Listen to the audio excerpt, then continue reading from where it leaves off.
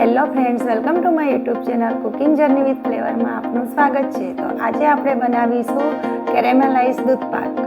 તો બનાવવાની શરૂઆત કરીએ। દૂધ પાક બનાવવા માટે મેં અહીં ફૂલ ફેટ મિલ્ક લીધું છે 1 લીટર। થી આપણે અડધી વાટકી દૂધ કાઢી લઈશું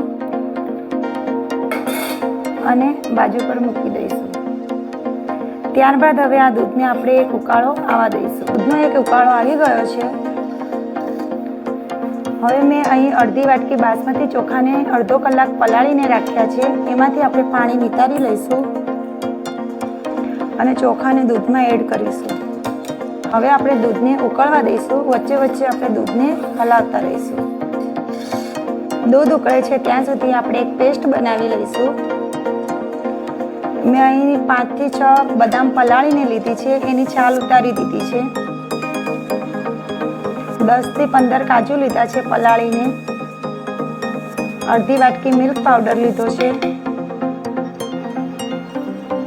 અને જે પેલું અડધી વાટકી આપણે દૂધ કાઢ્યું હતું એ એડ કરીશું અને ફાઇન પેસ્ટ બનાવી લઈશું। દૂધને ઉકળતા આશરે 20 મિનિટ જેવું થયું છે।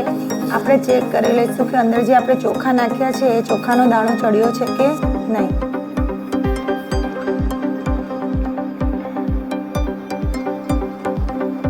ચોખાનો દાણો ચડી ગયો છે। હવે આપણે એમાં જે પેલી પેસ્ટ બનાવી હતી કાજુ બદામ અને મિલ્ક પાવડરની એ એડ કરીશું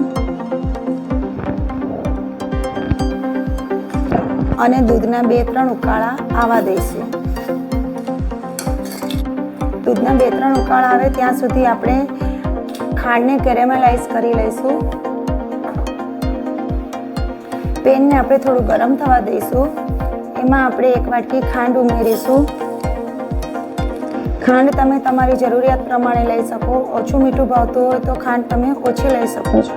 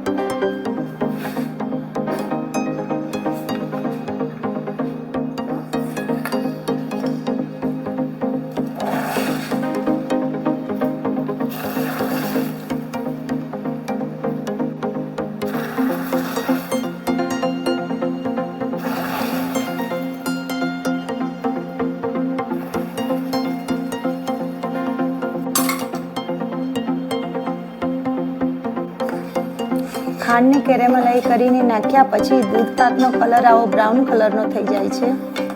ત્યારબાદ આપણે એલચી પાવડર એડ કરીશું, બદામની કતરણ એડ કરીશું અને ચારોળી એડ કરીશું।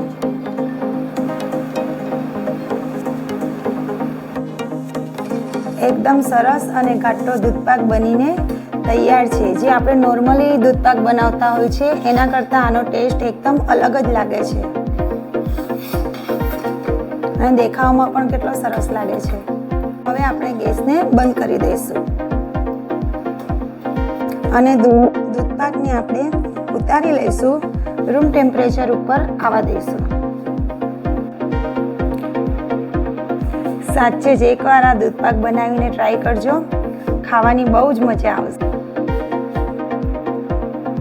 જો તમને મારી આ રેસીપી ગમી હોય તો મારી ચેનલને લાઈક કરો, શેર કરો, સબસ્ક્રાઇબ કરો અને બેલ આઇકનને પ્રેસ કરો। ફરીથી મળીશું આવી અવનવી રેસીપી સાથે અને એક નવા જ વિડીયોમાં। Bye bye.